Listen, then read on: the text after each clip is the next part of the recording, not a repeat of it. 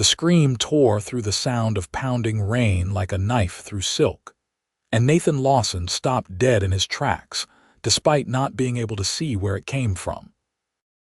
His hand went instinctively to the worn leather handle of his walking stick, the one he used to navigate the muddy streets of Riverton, Wyoming, when the weather turned foul like this. Most folks thought being blind made a man useless in the territories, but Nathan had learned to hear things others missed, to sense the world through sound and touch, and the whisper of wind against his skin. Right now, what he heard made his blood run cold. The woman was crying somewhere close by, her sobs mixing with the rain that drummed against the buildings lining Main Street. Nathan turned his head slightly, filtering out the noise of water hitting wood and dirt, focusing on those desperate sounds. There, to his left, near the alley between the general store and the boarding house. He moved toward the sound with practiced ease, his boots squelching in the mud, his stick tapping a rhythm that had become second nature over the 5 years since the accident that took his sight. "Madam," he called out, raising his voice above the storm. "Are you hurt?" The crying stopped abruptly, replaced by a sharp intake of breath. Nathan could hear her trying to muffle the sounds now, as if she had not meant to be heard. He kept moving forward, more slowly now, not wanting to frighten her. "Please," he said, gentler this time. "I mean you no harm. My name is Nathan Lawson. I live here in town. Whatever trouble you are in, maybe I can help." For a long moment, there was nothing but rain. Then, a voice emerged from the darkness that was all the same to him, soft and trembling and thick with tears. "You cannot help me. Nobody can." Nathan stopped a few feet from where he judged her to be. The rain was soaking through his coat now, running down his hat brim in streams, but he did not move. "Try me. I have found that most problems have solutions if you can find the right angle to approach them from." A bitter laugh cut through the storm. "Not this one. Not when the whole town belongs to him." Him. Nathan did not need to ask who she meant. There was only one man in Riverton who acted like he owned everything and everyone in it. Carson Trent ran the largest ranch in the territory, employed half the town's men, and had the sheriff in his pocket.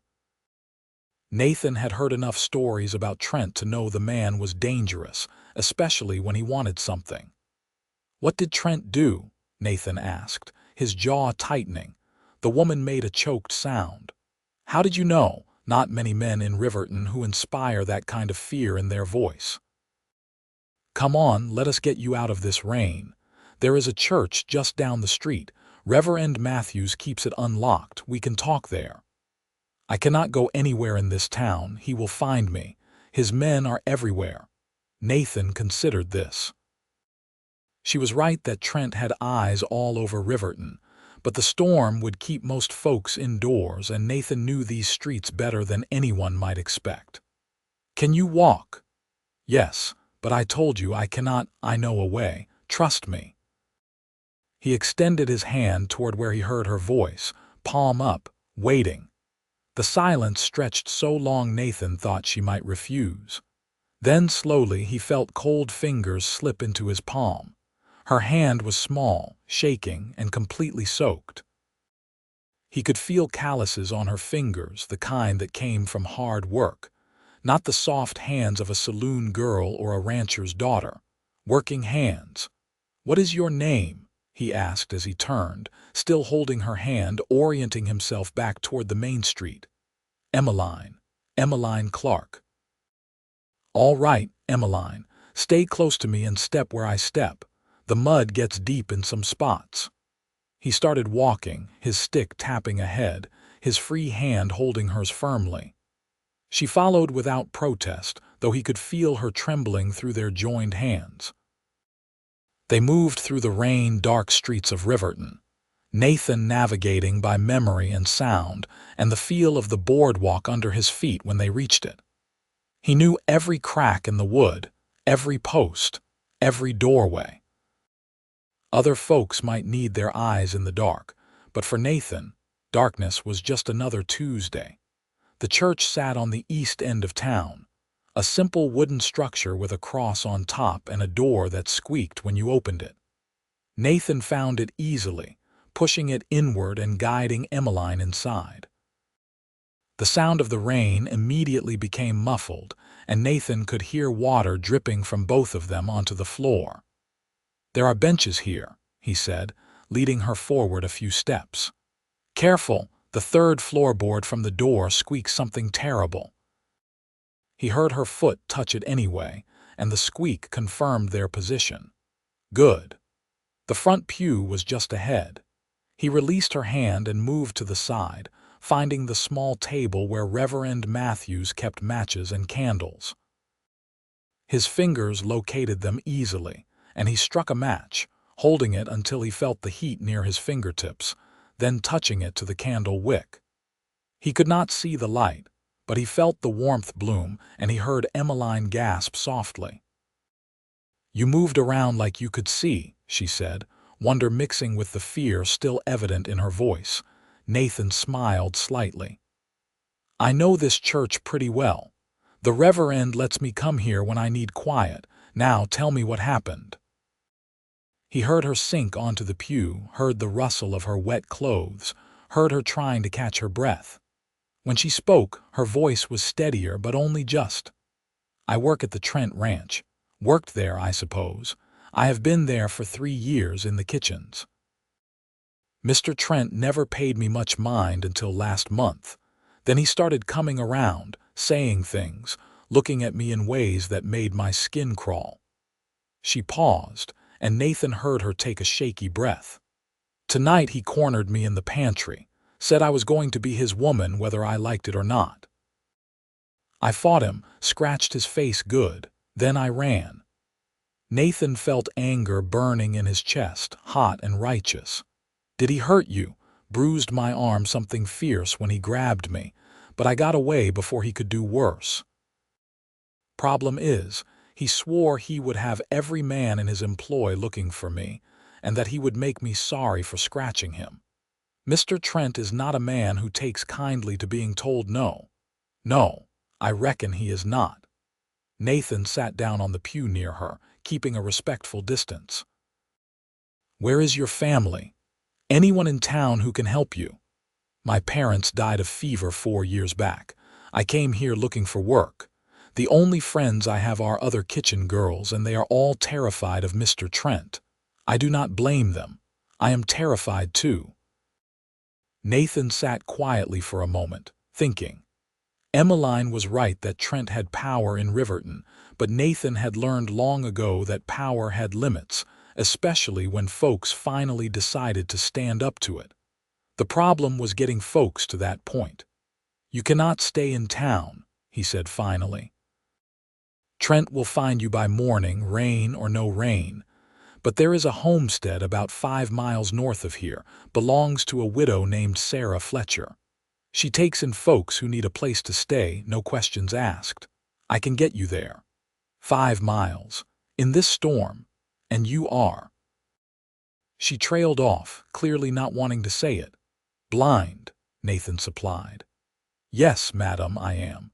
But I rode those 5 miles 100 times before I lost my sight, and I rode them plenty after. My horse knows the way better than I ever did. If you are willing to trust me, I can get you to safety." "Why would you do this for me? You do not even know me." Nathan turned his face toward her voice.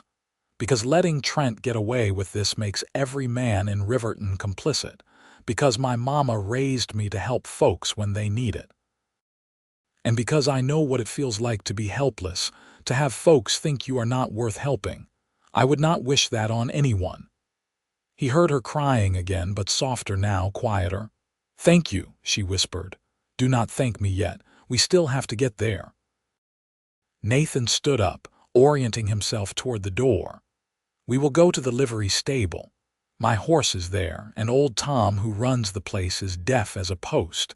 He will not hear us even if we made noise, which we will not. Then we ride north." You will have to guide me a bit once we are outside of town. Tell me if you see anyone on the road, but the rain should keep most folks inside. What about you? When Mr. Trent finds out you helped me, he will come after you." Nathan smiled without humor. "Let him come. I have faced worse than Carson Trent." They left the church together, stepping back into the rain. Nathan locked the door behind them out of habit, then led Emmeline through the muddy streets toward the livery. The stable was at the south end of town, a large building that smelled of hay and horses and leather. Tom was asleep in his office when they arrived, snoring loud enough that Nathan could hear him from the doorway. Nathan's horse, a steady gelding named Cobalt, nickered softly when he heard Nathan's approach. Nathan found his saddle by touch, hefted it onto Cobalt's back, and secured it with practiced ease. He had done this so many times he could do it in his sleep. "You really do not need eyes," Emmeline said softly, watching him work. "Not for this. Eyes would be nice for a lot of things, but I make do." Nathan finished with the saddle and turned to face her general direction. "Can you ride well enough? Good. You will ride in front, help me steer if we need it. Ready, as I will ever be." Nathan mounted Cobalt smoothly, then extended his hand down to help Emmeline up. She took it, and he pulled her up in front of him, settling her into the saddle. The position was intimate, closer than proper society would allow, but propriety took a backseat to survival on a night like this. They rode out of the stable and into the storm. Nathan let Cobalt have his head, trusting the horse to know the way north. The rain pounded down on them, cold and relentless, and Nathan felt Emmeline shivering against him. Without thinking too much about it, he wrapped one arm around her waist to steady her, keeping the other on the reins. "Tell me if you see lights or movement," he said close to her ear, raising his voice above the storm. "I will." They rode in silence for a while, moving through the darkness with only the sound of rain and Cobalt's steady hoofbeats. Nathan could feel Emmeline gradually relaxing against him, though she still trembled from cold and fear. He found himself very aware of her presence, of the way she felt in his arms, of the faint scent of lavender that somehow persisted despite the rain. "How did you lose your sight?" she asked after a while, her voice cutting through the storm. Nathan had answered that question 100 times, and it never got easier. 5 years ago, I was working as a ranch hand outside of Cheyenne. There was an accident with a horse, a bad kick to the head. When I woke up, everything was dark.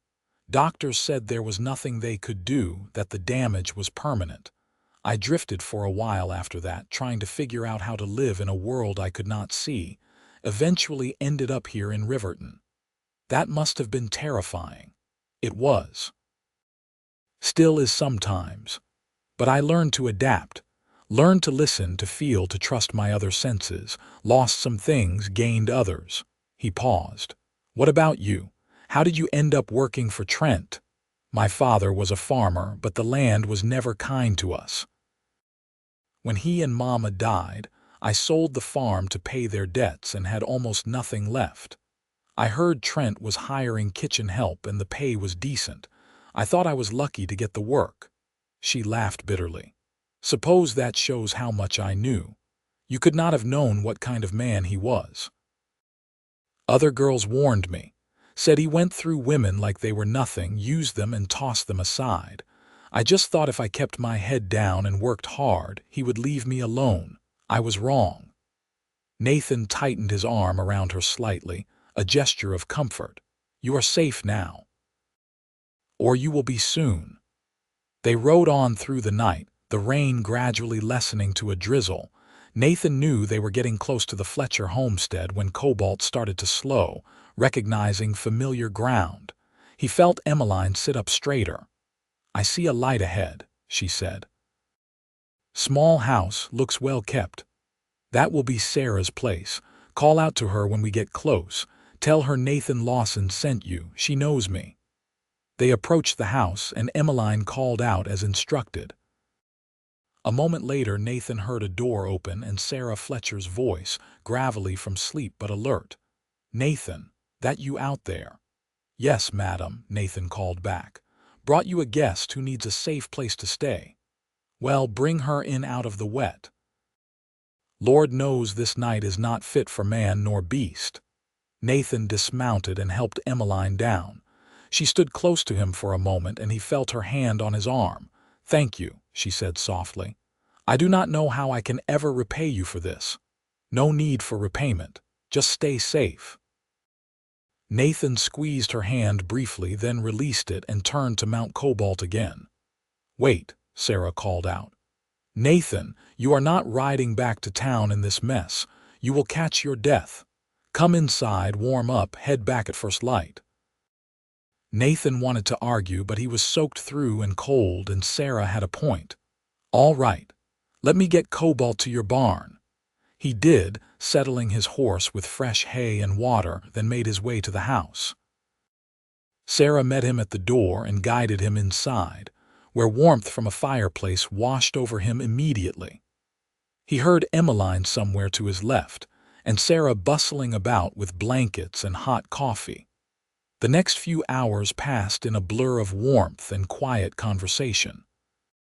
Sarah, bless her heart, did not ask too many questions, just provided dry clothes and hot food and a place to rest. Nathan found himself sitting near the fire, listening to Emmeline and Sarah talk in low voices. He learned more about Emmeline in those quiet hours than he had on the ride.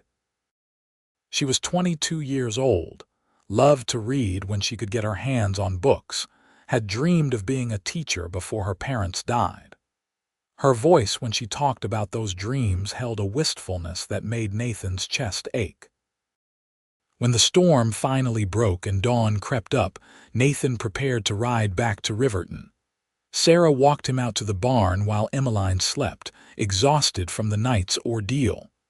"That girl is in real trouble," Sarah said quietly as Nathan saddled Cobalt. "Trent will not let this go." "I know. But she is safe here for now. Can you keep her for a few days while I figure something out?" "Of course. But Nathan, you need to be careful. When Trent figures out you helped her, he will come after you." "Let him." Nathan mounted Cobalt and tipped his hat in Sarah's direction. "Take care of her, Sarah. Always do." The ride back to Riverton took less time in daylight, though Nathan could not see the sun rising over the Wyoming plains. He could feel it, though, the gradual warming of the air, the way the world seemed to wake up around him. By the time he reached town, the streets were starting to fill with the usual morning activity. Nathan had barely dismounted at the livery when he heard rapid footsteps approaching. Tom, the stable owner, was suddenly at his elbow, speaking urgently in the loud voice deaf people often used. "Nathan, Trent's men were here an hour ago looking for you. Said you helped some girl run off. They are mighty upset about it." Nathan nodded slowly. "I appreciate the warning, Tom. You watch yourself. Trent is meaner than a snake when he is crossed." Nathan led Cobalt into the stable and got him settled, taking his time despite Tom's warning. He was not going to hide from Carson Trent. If the man wanted to confront him, Nathan would face it head-on. He did not have to wait long. He was walking back toward his small room above the saddle shop when he heard multiple sets of footsteps converging on him. Heavy boots, moving with purpose. Nathan stopped and turned to face them, his hand resting lightly on his walking stick. "Nathan Lawson." The voice was smooth, cultured, with an undercurrent of menace. Carson Trent himself then. "I believe we need to have a conversation. Mr. Trent." Nathan kept his voice level. "What can I do for you? You can tell me where Emmeline Clarke is. I do not know anyone by that name." A hand grabbed Nathan's shirt, yanking him forward. Nathan could smell tobacco and expensive cologne. "Do not play games with me, blind man. My men saw you taking her from town last night. Where is she?" Nathan smiled coldly. Blind I may be, Mr. Trent, but my memory is just fine. And I remember you grabbing my shirt without invitation. I would suggest you let go. Or what? What are you going to do? Trent's voice was mocking now. Nathan moved fast, grabbing Trent's wrist and twisting it sharply while simultaneously bringing his walking stick up hard. He felt it connect with something solid, heard Trent curse and stumble back. The hands holding him released immediately. I may not be able to see you, Trent, but I can damn sure defend myself. Now, you have a problem with me helping a woman in distress. That is between you and me. But I suggest you think real careful about what you do next, because every person on this street just saw you assault a blind man. Nathan could hear murmuring from the gathering crowd. He was right that witnesses would give folks pause, even Trent. A man who went around attacking blind men would not maintain his reputation as a respectable rancher. Trent's voice when he spoke again was tight with rage. This is not over, Lawson. That girl belongs to me and I always get what is mine. She does not belong to anyone but herself. Maybe that is a lesson you need to learn. He heard Trent and his men walk away, their footsteps angry and hard, but Nathan knew this was far from over. Trent was the kind of man who held grudges, and Nathan had just made himself a very visible target. The rest of the day passed tensely. Nathan went about his usual business, the leather work he did to earn money, but he could feel the whole town watching him. Some folks avoided him, not wanting to get caught up in whatever was brewing between him and Trent. Others, surprisingly, went out of their way to speak to him, offering quiet words of support. It was old Mrs. Patterson who stopped by his room that evening with a basket of food. "Heard what you did last night," she said without preamble. "About time someone stood up to that Trent bastard, pardon my language. Here I brought you supper." "Thank you, madam. That is very kind." "Kind nothing. It is the right thing to do. Just like what you did was the right thing, do not let anybody tell you different." She patted his hand and left. Other visitors followed over the next few days. The blacksmith came by to tell Nathan that if he needed any help, he had only to ask. The school teacher, Miss Abernathy, brought him fresh bread and her own words of encouragement. Even Sheriff Collins, who everyone knew was in Trent's pocket, stopped by to have what he called an official conversation. "Look, Nathan," the sheriff said awkwardly. "I know Trent can be difficult, but he is claiming you kidnapped one of his employees. That is a serious charge." "Is Emmeline Clarke pressing charges against me, Sheriff?" "Well, no, but then I reckon there is no crime. A woman left town of her own free will. I gave her a ride. That is all," the sheriff sighed. "Just be careful. Trent has a lot of influence around here. So I have heard." 3 days after that night in the rain, Nathan rode back out to the Fletcher homestead. He told himself he was just checking to make sure Emmeline was all right, that it was the responsible thing to do. But the truth was, he had been thinking about her constantly, remembering the feel of her in his arms, the sound of her voice, the way her hand had felt in his. Sarah met him at the door with a knowing smile he could hear in her voice. "She is in the garden, Nathan, out back." Nathan made his way around the house, following the sounds of someone working in soil. He heard her humming softly, a tune he did not recognize but found lovely anyway. "Emmeline," the humming stopped. "Nathan, I did not expect you. I wanted to make sure you were all right. Trent has been making noise in town, but I do not think he knows where you are. Sarah has been wonderful. She is teaching me about herbs and healing plants, says I have a knack for it." There was excitement in Emmeline's voice, a lightness that had been absent before. "I feel safe here." "Really safe for the first time in years." Nathan smiled. "I am glad." He paused, suddenly unsure of himself. "May I sit with you for a while, of course? Here there is a bench right behind you." Nathan found the bench and sat down. He heard Emmeline continue her work, and for a while they just existed in comfortable silence. It was peaceful here, away from town, away from Trent and his threats.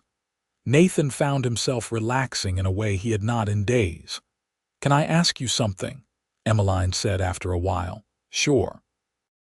"What you did for me, risking yourself with Trent, why did you really do it?" Nathan considered the question carefully. "I told you before, my mama raised me to help folks. But it is more than that. I can hear it in your voice. What happened to you, Nathan? Before you lost your sight, I mean." Nathan had not talked about this in years, but something about Emmeline made him want to open up. "When I was 21, I was engaged to a girl named Margaret. We were planning to get married that summer. Then I had the accident, lost my sight. Margaret stuck around for a few weeks, but eventually she told me she could not marry a blind man. Said she needed someone who could provide for her, protect her, be a real husband. She left, and I have not seen her since. Not that seeing her would mean much to me anymore." He heard Emmeline stop working. "Nathan, I am so sorry. It was a long time ago. I am over it now, mostly. But it taught me that people will judge you for things you cannot control, will decide you are worthless based on one thing about you. I did not want that for you, being judged as somehow less because Trent decided he had a right to you. Everyone deserves better than that." Emmeline was quiet for a long moment. Then he felt her hand touch his, dirt-stained and warm. "You are not worthless, Nathan Lawson.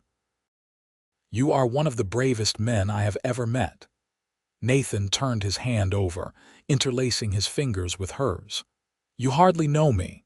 I know enough. I know you rode into a storm to help a stranger. I know you stood up to the most powerful man in the territory for me. I know you navigate a world you cannot see with more grace than most people who have their sight. That is enough." Something shifted between them in that moment, something Nathan had not felt since before he lost his sight. Hope, maybe. Possibility. He squeezed her hand gently. "Tell me about yourself," he said. "What do you dream about, Emmeline Clarke? Besides being a teacher, I mean." And she did. They sat in that garden for hours, talking about everything and nothing. Emmeline told him about books she had read, places she wanted to see, the little farm she dreamed of having someday. Nathan told her about his life before and after losing his sight, about the things he missed seeing and the things he had learned to appreciate in new ways. The conversation flowed easily, naturally, as if they had known each other for years instead of days. As the sun began to set, though Nathan only knew it from the cooling of the air, Sarah called them in for supper. They ate together, the three of them, and Nathan found himself laughing more than he had in months. Emmeline had a quick wit and a way of seeing humor in situations that drew it out of him too. When it came time to leave, Nathan found himself reluctant. Emmeline walked him to the barn, and as he prepared to mount Cobalt, she touched his arm. "Will you come back, to visit, I mean? If you want me to, I do, very much." Nathan smiled, genuinely happy. "Then I will, tomorrow, if that is all right. Tomorrow is perfect." He rode back to Riverton in the darkness, and for the first time in a long time the darkness did not feel oppressive. It felt full of possibility. True to his word, Nathan returned the next day, and the day after that, and the day after that.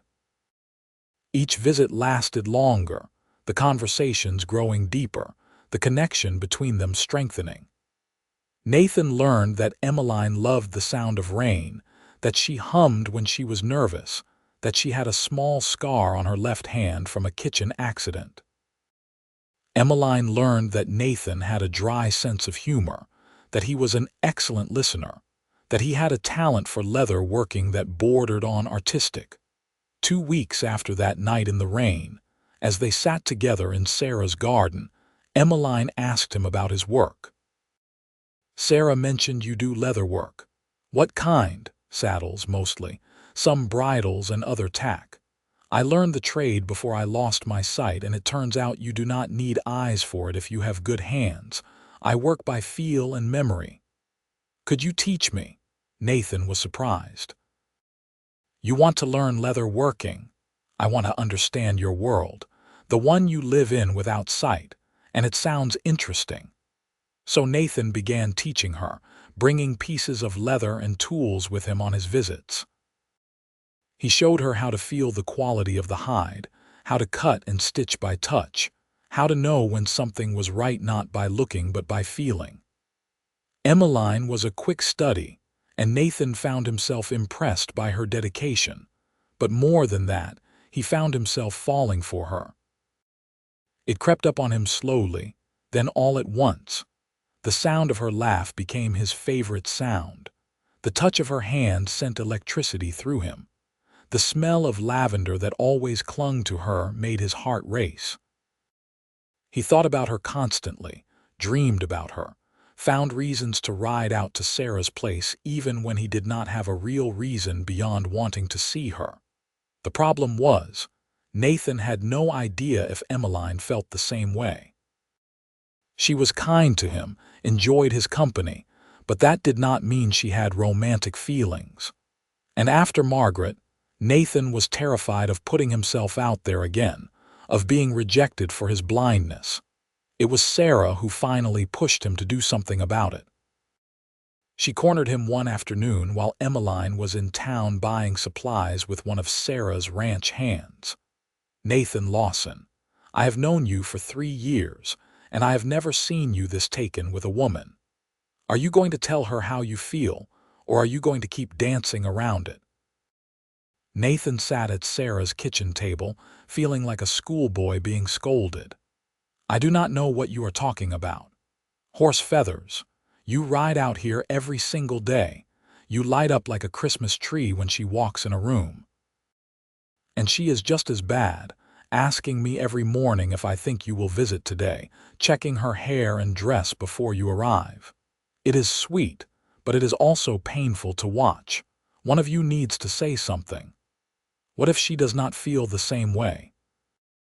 What if she is just grateful to me for helping her and nothing more? Sarah made a disgusted sound. Nathan, for a smart man, you can be remarkably dense. That girl is head over heels for you. Any fool can see it, which I suppose is ironic given you cannot see at all, but my point stands. Tell her how you feel. Nathan left that conversation feeling equal parts terrified and hopeful. He decided to take Sarah's advice, but he wanted to do it right. He wanted to show Emmeline that she meant something to him, that this was not just a passing fancy. He spent the next week preparing. He worked on a special piece of leather work, a belt with intricate tooling that he knew Emmeline would appreciate. He practiced what he wanted to say, rehearsing the words over and over until they sounded right.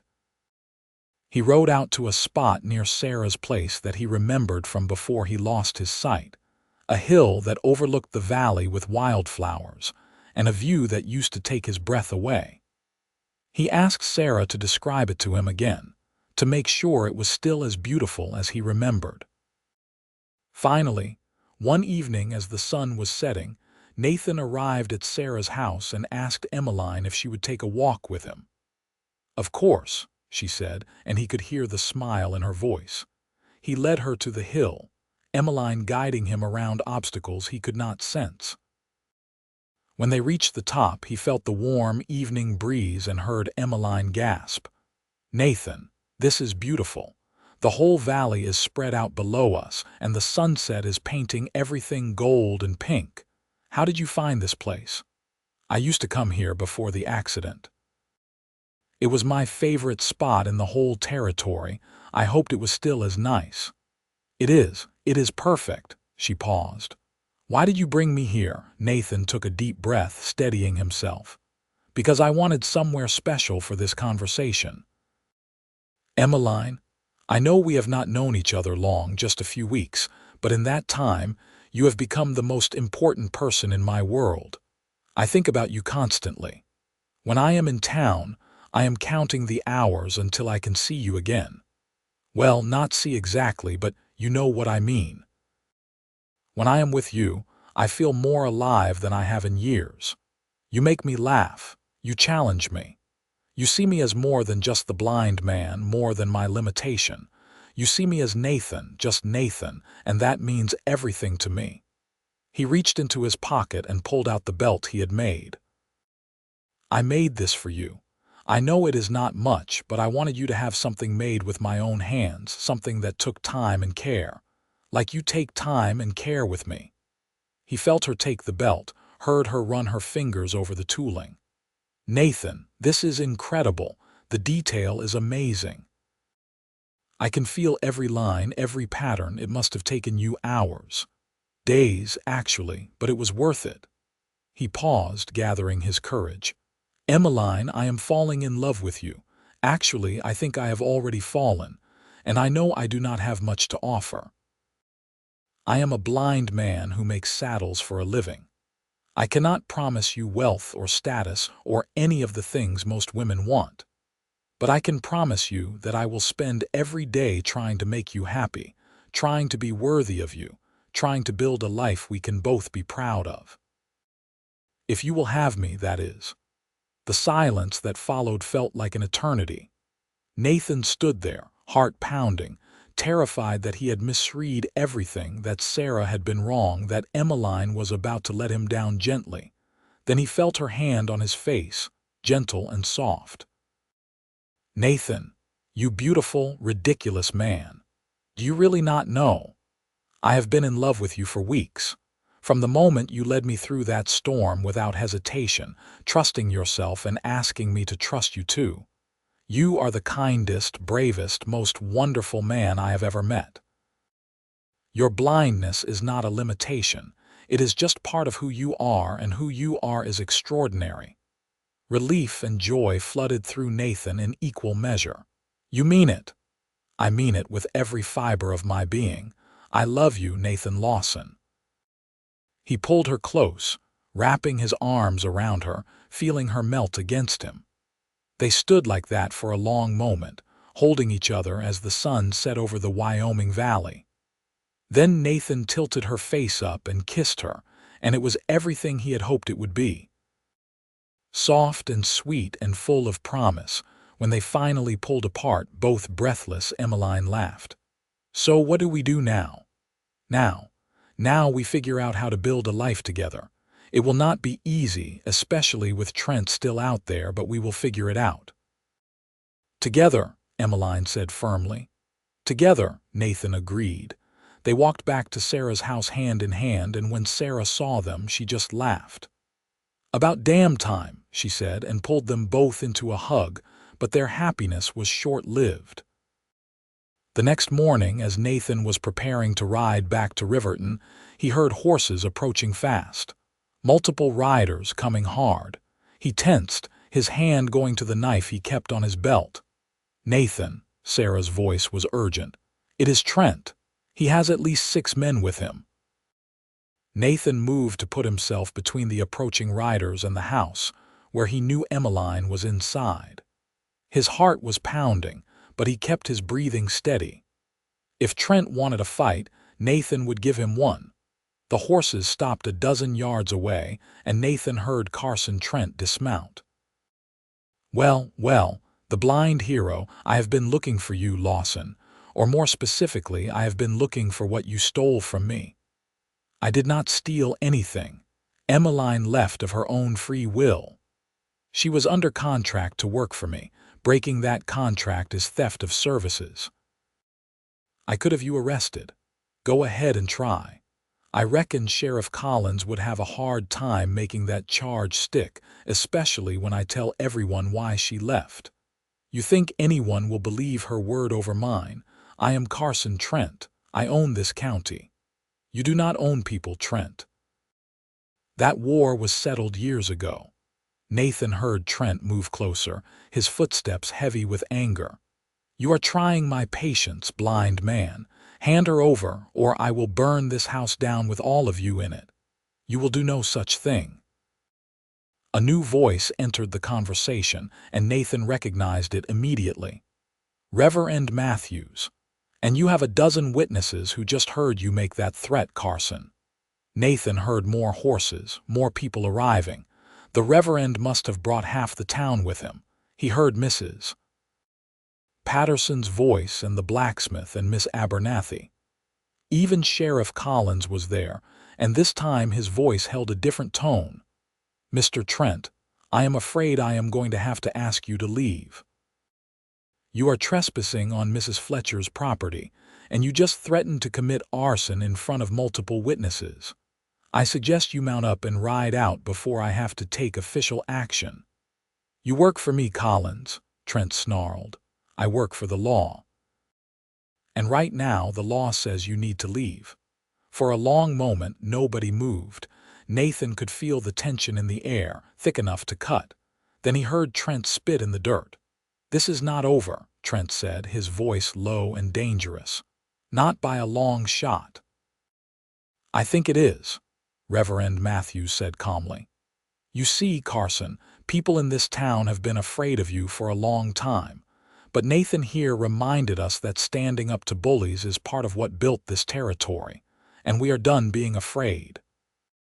If you want to threaten anyone else, you will have to go through all of us. A murmur of agreement ran through the gathered crowd. Nathan felt something shift, a fundamental change in the power dynamics that had ruled Riverton for so long. Trent must have felt it too, because Nathan heard him remount his horse. You are all making a mistake. I will remember this. So will we, the blacksmith called out. We will remember that we stood together and did the right thing. The sound of Trent and his men riding away was one of the sweetest sounds Nathan had ever heard. When they were gone, he felt hands on his shoulders, people thanking him, congratulating him, telling him he had done a brave thing. Emmeline came out of the house and threw her arms around him. You could have been killed, she said, her voice shaking. Not with this many people watching my back. Turns out I am not as alone as I thought. Reverend Matthews approached them. Nathan, Miss Clarke, I think it might be wise for you both to stay out of town for a while. Let things settle down. Sarah, can they stay here? Of course. They are welcome as long as they need. The crowd gradually dispersed, people heading back to town with promises to keep an eye on Trent and his men. Sheriff Collins was the last to leave, and he approached Nathan with what sounded like genuine respect in his voice. I owe you an apology, Nathan. I have been looking the other way on Trent's behavior for too long. That ends now. You have my word. Thank you, Sheriff. That means a lot. Over the following weeks, life settled into a new pattern. Nathan and Emmeline stayed at Sarah's place, helping with the work around the homestead and slowly building a future together. Nathan taught Emmeline more about leather working, and she proved so talented that they started making plans to open their own shop eventually. Emmeline taught Nathan about herbs and gardening, expanding his world in new ways. More importantly, they learned each other. Nathan learned that Emmeline talked in her sleep sometimes, mumbling about books and flowers and him. Emmeline learned that Nathan had a habit of turning his face toward any sound, tracking conversations with his whole body. They learned how to move around each other in Sarah's kitchen without getting in each other's way, developed their own rhythms and patterns, and they fell more in love with each passing day. Nathan had never felt this way about anyone, not even Margaret. With Emmeline, everything felt right. Natural, easy in the best possible way. 2 months after that confrontation with Trent, Nathan rode into Riverton to check on things and was pleasantly surprised by what he heard. Trent had mostly withdrawn from town, keeping to his ranch and staying out of local affairs. The power vacuum he left behind had been filled by a new town council, one that actually represented the people who lived there. Sheriff Collins had even arrested 2 of Trent's men for disturbing the peace, showing that the law was finally being applied fairly. Nathan stopped by Reverend Matthews's church and found the man polishing the pews. Nathan, Good to hear you. How are things at Sarah's place? Good. Really good. Actually, that is why I am here. I wanted to ask if you would be willing to perform a wedding. He heard the Reverend's delighted laugh. I thought you might be asking that soon. Of course I will. Have you proposed to her yet? Not officially. I wanted to make sure we could actually get married first. With all the trouble with Trent, I was not sure how people would react. Nathan, that girl rode into a storm with a blind man she barely knew, trusted you with her life, and has been by your side ever since. I think she will say yes. And as for how people will react, they will be thrilled. You are a bit of a local hero now, you know. Nathan felt his face heat. I was just doing what was right. Exactly. And that is why everyone respects you. Now go on, get back to her and ask her proper. I will be ready whenever you two are. Nathan rode back to Sarah's place with his heart full of hope and plans. He found Emmeline in the garden as usual, humming to herself as she worked. He stood there for a moment, just listening to her, marveling at how this woman had changed his entire life in a matter of months. Nathan, how long have you been standing there? Not long. I was just enjoying the sound of you being happy, she laughed. Come here, I want to show you something. He walked over and she guided his hands to a plant. Feel this. It is a healing herb Sarah taught me about. The leaves are soft, almost fuzzy. You steep them in hot water to make a tea that helps with headaches. Nathan felt the plant obediently, but his mind was on other things. Emmeline, can I ask you something important? Of course. Always. He took her hands in his, holding them gently. I know we have only known each other for a short time, but these past few months have been the happiest of my life. You make me want to be a better man. You make me believe that I can do anything, be anything, as long as you are by my side. I do not have much to offer you. I am still just a blind man who works with leather. But what I do have is a heart full of love for you and a deep desire to spend the rest of my life making you as happy as you make me. Emmeline Clarke, will you marry me? He felt her hands tighten around his, heard her breath catch. Yes, she said, her voice choked with tears. Yes, 1,000 times yes. Nathan pulled her close and kissed her, and in that moment everything else faded away. The past hurts, the fears, the uncertainty about the future. All that mattered was this woman in his arms and the life they were going to build together. They were married 3 weeks later in Reverend Matthews's church. It seemed like the whole town turned out for the wedding, cramming into the small building to witness Nathan Lawson and Emmeline Clarke exchange vows. Sarah stood as Emmeline's witness, and the blacksmith stood as Nathan's. When the Reverend pronounced them husband and wife, the church erupted in applause and cheers. The reception was held at the church hall, with folks bringing food and drink and well wishes. Nathan stood with Emmeline at his side, shaking hands and accepting congratulations, feeling more connected to this community than he ever had before. These people had stood up for him and Emmeline when it mattered. They had become more than neighbors. They had become family. As the party wound down and evening approached, Nathan and Emmeline slipped away to head back to Sarah's place, where they would stay until they could find a place of their own. But first, Nathan asked her to take a detour. Where are we going? Emmeline asked, guiding Cobalt down a path that curved away from the main road. You will see, or rather, I will not see, but you will, and you can tell me if it is as nice as I remember. They rode for about 20 minutes before Nathan told her to stop. He dismounted and helped her down, then led her by the hand up a small rise. At the top, he stopped and turned her to face what he remembered as a spectacular view. Where are we? She asked softly. This is the highest point on Sarah's property. Before I lost my sight, I used to come here sometimes, just to look out at the world and think about the future. I never imagined then that my future would be as wonderful as it has turned out to be. "Nathan," Emmeline said, and he could hear the emotion in her voice. "The view from here is incredible. You can see for miles in every direction. The sun is setting, painting everything in shades of gold and red. The sky is so big it feels like you could fall into it. It is the most beautiful thing I have ever seen. Tell me about it. Help me see it through your eyes." So she did. Emmeline described every detail of the landscape before them, painting a picture with words that let Nathan see it in his mind's eye. She told him about the way the light hit the distant mountains, about the shadows stretching across the valley, about the first stars beginning to appear in the darkening sky. When she finished, Nathan pulled her close. "Thank you," he said softly, "for seeing the world for me, for being my eyes when I need them, and for never making me feel less than whole.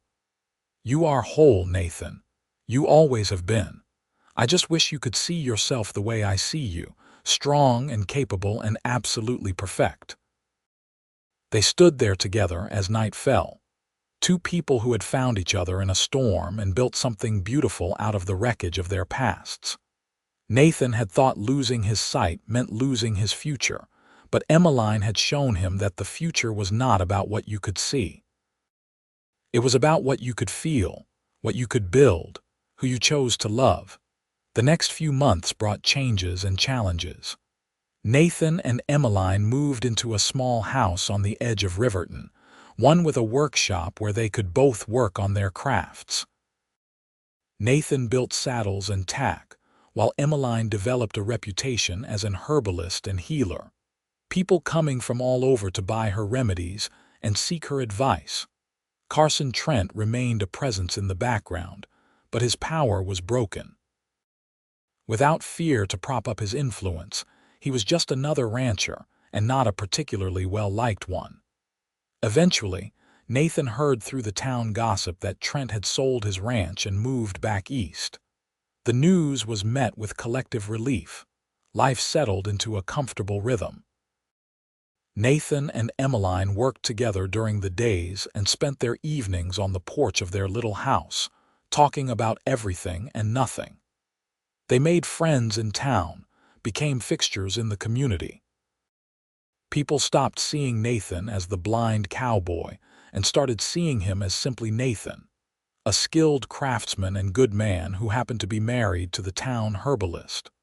On their first anniversary, Nathan surprised Emmeline with a gift. He led her out to their workshop and had her feel a piece of leather he had been working on for months. It was a journal cover, intricately tooled with images of flowers and plants she had described to him. Inside was a blank journal. "For your recipes and herb notes," Nathan explained. "I know you have been keeping them on scraps of paper. Thought you might like something nicer." Emmeline ran her fingers over the tooling, tracing each design. "Nathan, this is beautiful, but how did you know what flowers to put on it? You have never seen them. You described them to me. Remember all those evenings when you would tell me about your day, about the plants you found or the gardens you tended? I was listening. I wanted to make something that captured your world the way you see it." She kissed him then, soft and lingering. "I love you so much. You know that, right? More than I can ever put into words. I know. Because I feel the same way about you." Their second year of marriage brought new joy. Emmeline discovered she was pregnant in the spring, and the news filled both of them with excitement and a little bit of terror. Nathan worried about being a father when he could not see his child, but Emmeline reassured him that he would be wonderful at it. "You navigate the whole world without sight," she told him one evening as they sat together, his hand resting on her growing belly. "You will navigate fatherhood just fine. Besides, babies do not need you to see them. They need you to hold them and love them and keep them safe. And you are better at all of those things than anyone I know." Their son was born on a cold December morning. Nathan heard him before anything else, the sharp cry of new life that filled their small house with sound and meaning. When the midwife placed the baby in his arms, Nathan felt overwhelmed by emotion. This tiny, perfect being was his son, his flesh and blood, the product of his love for Emmeline. "What should we name him?" Emmeline asked, exhausted but happy. Nathan had been thinking about this for months. "How about Samuel, after my father? Samuel Lawson." "Samuel," Emmeline repeated, testing the name. "I like it. Hello, Samuel. Welcome to the world, little one." Fatherhood changed Nathan in ways he had not expected. He learned to sense Samuel's moods by the sounds he made, learned to soothe him with touch and voice, learned to navigate the challenges of caring for an infant without being able to see him. Emmeline was patient and helpful, describing things Nathan needed to know, but she also let him figure things out on his own, trusting him to adapt as he always had. Samuel grew from an infant to a toddler, and Nathan marveled at every stage. He heard his son's first word, which was "Papa," and felt his first steps as Samuel toddled toward the sound of Nathan's voice. He taught Samuel to feel textures and identify objects by touch, skills that would serve the boy well even with his sight intact. The town of Riverton continued to grow and change around them. New families moved in, businesses opened, and the rough edges of frontier life gradually smoothed out. Nathan's saddle shop became known throughout Wyoming territory for quality work, and Emmeline's healing skills saved more than a few lives when sickness came through. When Samuel was 3, Emmeline became pregnant again. This time, she gave birth to a daughter they named Rose, after the flowers Emmeline loved so much. Rose was different from Samuel, quieter and more thoughtful, but Nathan loved her just as fiercely. The years passed in a blur of work and family and community. Nathan taught Samuel the leather-working trade, the boy proving to have a natural talent for it. Emmeline taught Rose about herbs and healing, and the girl soaked up knowledge like a sponge. Both children grew up knowing their father was blind, but to them, it was just a fact of life, no more remarkable than having brown hair or being tall. On their 10th anniversary, Nathan and Emmeline took a rare evening to themselves, leaving the children with Sarah, who had become like a grandmother to them. They rode out to the hill where Nathan had proposed all those years ago and sat together watching the sunset. Well, Emmeline watched. Nathan listened to her describe it as he always did. "You ever regret it?" Nathan asked suddenly. "Marrying a blind man. I know your life would have been easier if you had chosen someone else." Emmeline turned to face him, and he felt her hand on his cheek. "Nathan Lawson, in the 10 years we have been married, you have given me more happiness than I ever imagined possible. You gave me safety when I needed it most. You gave me love when I thought I would never find it. You gave me a home and a family and a life I am proud of. Why on earth would I regret any of that? I just want to make sure you are happy, that this life is what you wanted. This life is more than I wanted. It is everything I needed. And you, Nathan, you are the best man I have ever known. Blind or not, you see more clearly than most people who have their sight. You see people's hearts, their intentions, what really matters.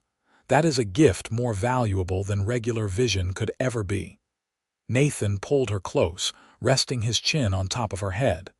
"I love you, Emmeline. More now than even on the day we married. And I love you, always and forever." As they sat there together, the sun setting over the Wyoming plains, Nathan reflected on how much his life had changed since that rainy night when he heard a woman crying. He had been existing before that, getting by, but not really living. Emmeline had changed everything. She had given him a reason to take risks, to be brave, to believe in himself again. The years continued to pass, each one bringing new joys and challenges. Samuel grew into a fine young man, skilled in leather working and kind like his father. He married a girl from town when he was 21, and soon Nathan and Emmeline were grandparents to a baby girl named Emma, after her grandmother. Rose followed her passion for healing and became the closest thing Riverton had to a real doctor, working alongside the physician who eventually set up practice in town. She married at 23, choosing a rancher's son who treated her with respect and love. Nathan and Emmeline grew older together, their hair going gray, their bodies slowing down, but their love never dimming. They still took evening walks together, still sat on their porch talking for hours, still found joy in each other's company. The workshop they had started so many years ago was now run primarily by Samuel, though Nathan still made saddles when his hands were up to it. On a spring evening when Nathan was 62 and Emmeline was 60, they sat together on their porch watching the sunset they had witnessed hundreds of times before. Their grandchildren played in the yard, and the sound of their laughter filled the air. "You remember that night?" Emmeline asked suddenly. "When you found me crying in the rain." "Every detail," Nathan said. "I remember being scared but knowing I had to help. I remember your hand in mine, so small and cold. I remember thinking you were the bravest person I had ever met, running from Trent like that. I was terrified. But then this blind cowboy appeared out of nowhere and offered me his hand, and somehow I knew everything would be okay. You saved my life that night, Nathan. We saved each other. You gave me a reason to live again, to be more than just the blind man everyone pitied. You made me whole." Emmeline squeezed his hand. "We made each other whole. That is how the best love stories work, I think. Two incomplete people finding the pieces they were missing in each other." Nathan smiled, listening to his grandchildren play, feeling the warmth of the evening sun, holding the hand of the woman he loved. His life had not turned out the way he planned when he was young. He had lost his sight, lost his original dreams, faced hardships he never imagined. But he had also found something better than any dream. A love that transformed everything, a family that brought him joy every single day, a purpose that went beyond himself. As the sun set and the stars began to emerge, Nathan thought about that scared young man who had hidden from the world after losing his sight, who had believed his life was essentially over at 21. He wished he could go back and tell that young man that the best parts of life were still ahead, waiting in a storm where a woman's cry for help would change everything. But then again, maybe he did not need to go back. Maybe that young man had always been heading toward this exact moment, this perfect life, and just needed to trust the journey to get here. "What are you thinking about?" Emmeline asked, reading his silence the way she always could. "About how lucky I am. About how a rainy night and one decision to help someone in trouble led to all of this. About how I would not change a single thing about my life, not even losing my sight, because it led me to you." "Oh, Nathan," Emmeline said softly, "that is the sweetest thing you have ever said to me." "It is true. Every word." They sat in comfortable silence as the evening deepened, surrounded by family, wrapped in love, content with the life they had built together. Nathan had learned that you did not need eyes to see what really mattered. You just needed an open heart, a willingness to take chances, and someone special to share it all with. Years later, when Nathan was 75, he fell ill. The doctor said it was his heart, worn out from a long and full life. Nathan faced the news with characteristic calm, but Emmeline was devastated. "You cannot leave me," she said, holding his hand as he lay in their bed. "I am not ready to lose you." "You will never lose me," Nathan said gently. "I will always be with you in every sunset you describe, in every saddle Samuel makes, in every patient Rose heals. Our love does not end just because my body gives out. I know, but I will miss you so much, and I will miss you. But Emmeline, what a life we have had. What an incredible journey." I have no regrets, no wishes for things to be different. We built something beautiful together, and it will last long after we are both gone." Nathan died 3 days later, peacefully in his sleep, Emmeline holding his hand. The whole town turned out for his funeral, people sharing stories about the blind cowboy who had changed Riverton for the better, who had stood up to Carson Trent when no one else would, who had proved that limitations were often just illusions we placed on ourselves. Emmeline lived for 5 more years after Nathan's death, surrounded by children and grandchildren and great-grandchildren.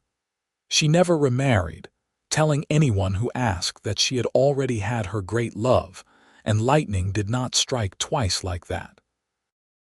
When she died at 75, she was buried next to Nathan, their graves marked with simple headstones that read, "Nathan and Emmeline Lawson, who found each other in a storm and built a life in the sunshine." Their children made sure the saddle shop stayed in the family, passing it down through the generations. Rose's healing knowledge was written down and shared, saving countless lives over the years. The house Nathan and Emmeline built became a landmark in Riverton, and eventually a historical site with a plaque that told their story. But more than any physical legacy, Nathan and Emmeline left behind a lesson that Riverton never forgot. That real courage meant helping others even when it was hard, that love could conquer any obstacle, and that the measure of a person had nothing to do with what they could or could not see, but everything to do with the size of their heart.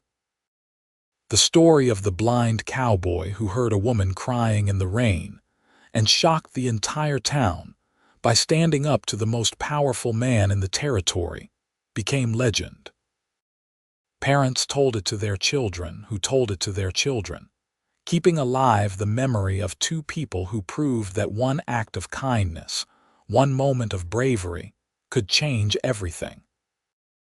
And on rainy nights in Riverton, when the storms rolled in from the mountains and the thunder echoed through the valley, old-timers would sometimes claim they could hear the sound of horse hooves heading north, carrying a blind cowboy and a frightened woman toward safety, and eventually toward a love that would last forever.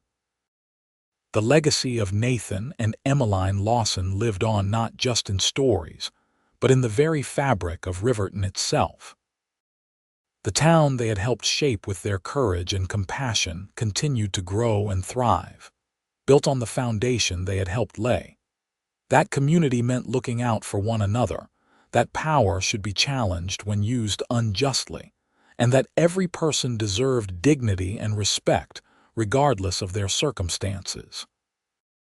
Their grandson, Samuel's son Nathan, named after his grandfather, inherited not just the saddle shop but also the family's reputation for integrity and skill.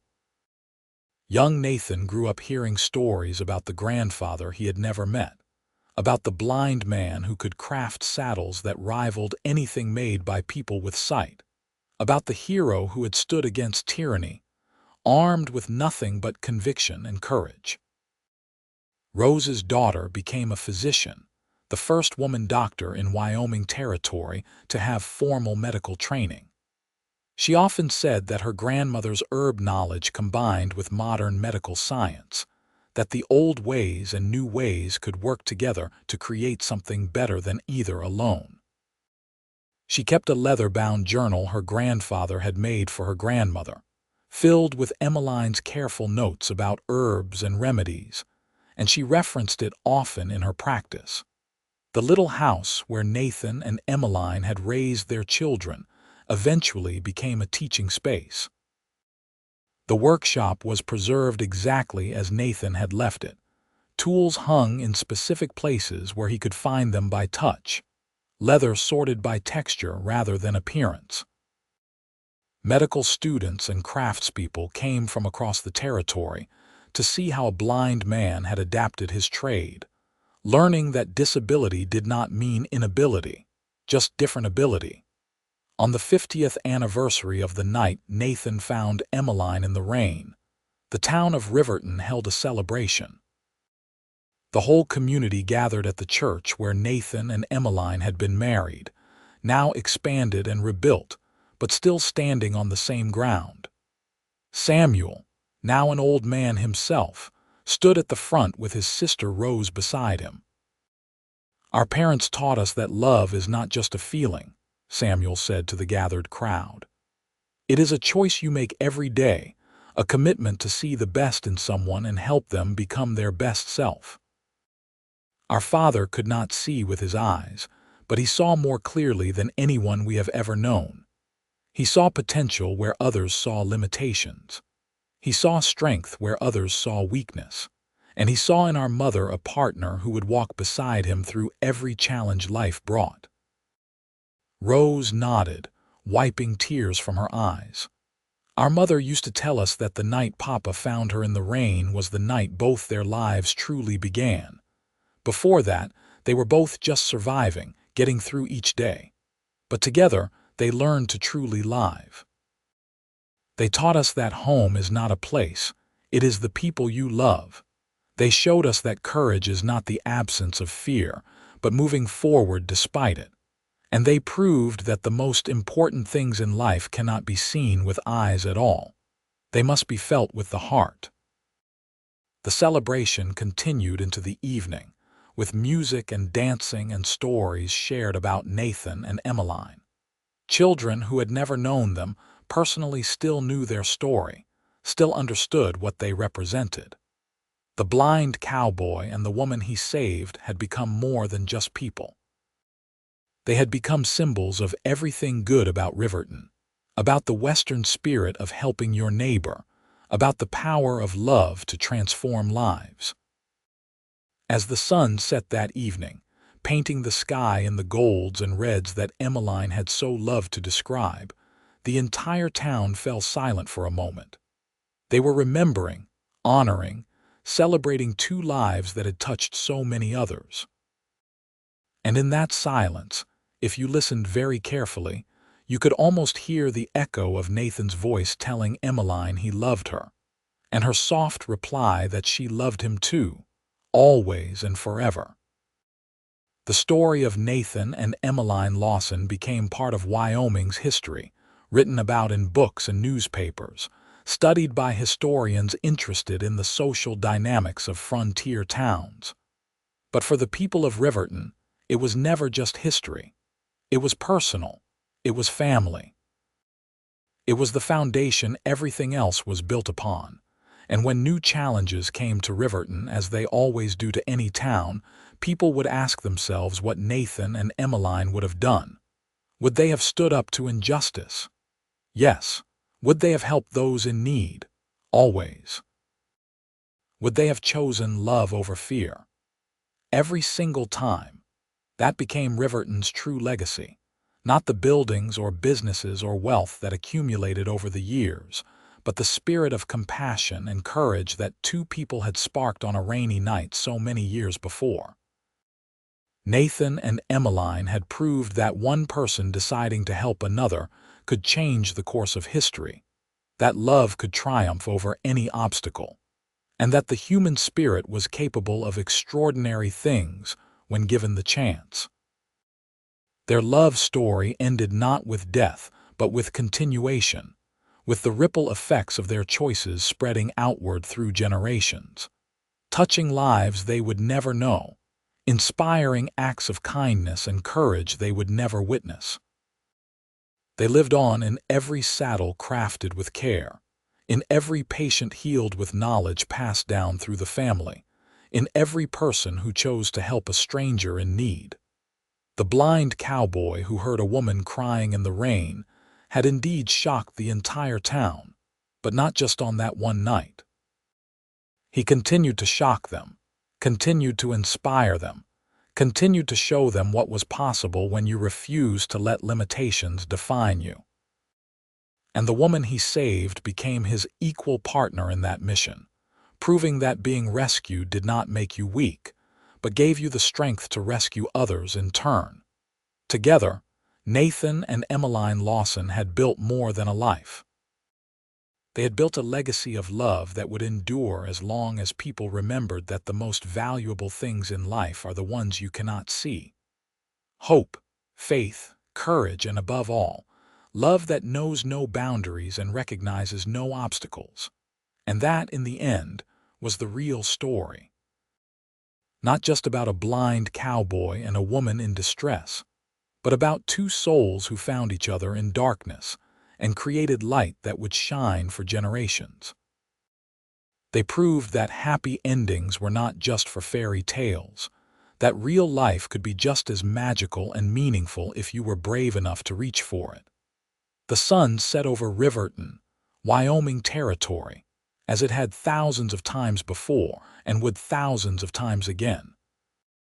But somewhere in that sunset, if you believed in such things, Nathan and Emmeline were together still, watching the world they had helped shape, proud of what they had built, content in the knowledge that their love story had no ending, only new chapters written by those who came after. And that was exactly how they would have wanted it.